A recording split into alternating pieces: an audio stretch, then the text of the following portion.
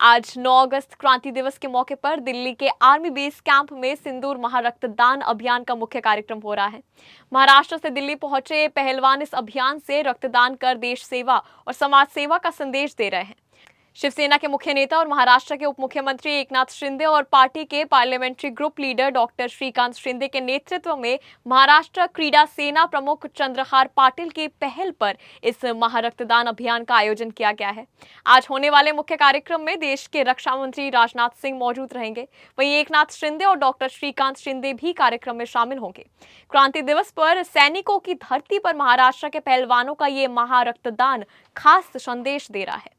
इससे पहले आज सुबह महाराष्ट्र के उद्योग और मराठी भाषा मंत्री उदय सामंत ने आर्मी बेस कैंप का दौरा किया और महारक्तदान अभियान की तैयारियों और व्यवस्थाओं का जायजा लिया। उन्होंने आयोजकों और संबंधित पद अधिकारियों के रक्तदाताओं और कार्यक्रम से जुड़े इंतजामों की जानकारी ली। महाराष्ट्र के ये पहलवान पिछले साल जम्मू में महारक्तदान का रिकॉर्ड बना चुके हैं। अब लगातार दूसरे साल नया रिकॉर्ड बनाने का संकल्प लिया जा रहा है। अखाड़े में अपनी पहचान बनाने वाले पहलवान आज रक्तदान के जरिए मानवता की सेवा का संदेश दे रहे हैं।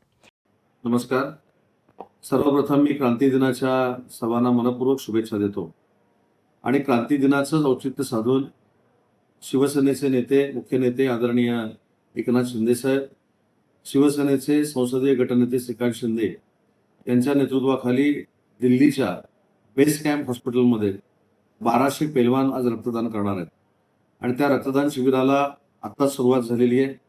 या कार्यक्रमाचं महत्त्व असं आहे की थोड्याच वेळामध्ये देशाचे संरक्षण मंत्री आदरणीय राजनाथ सिंह साहेब या उपक्रमाला शुभेच्छा देण्यासाठी इथे येणार आहेत।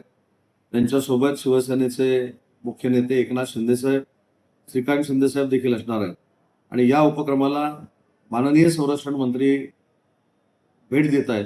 हाच खऱ्या अर्थानं या उपक्रमाचा महत्त्वाचा भाग आहे आणि म्हणून मी आलेल्या सगळ्याच पैलवानांना मनपूर्वक धन्यवाद देतो, त्यांचे मनपूर्वक आभार मानतो आणि हा देशातला पहिला असा उपक्रम आहे की एका राज्यातून दुसऱ्या राज्याच्या आर्मी हॉस्पिटलमध्ये जाऊन हजारो पैलवान म्हणजे क्रीडा सैनिक हे रक्तदान करतायत। हे देशातलं पहिलं उदाहरण आहे आणि यासाठी ज्यांनी प्रयत्न केले त्यांना देखील मी मनपूर्वक धन्यवाद देतो।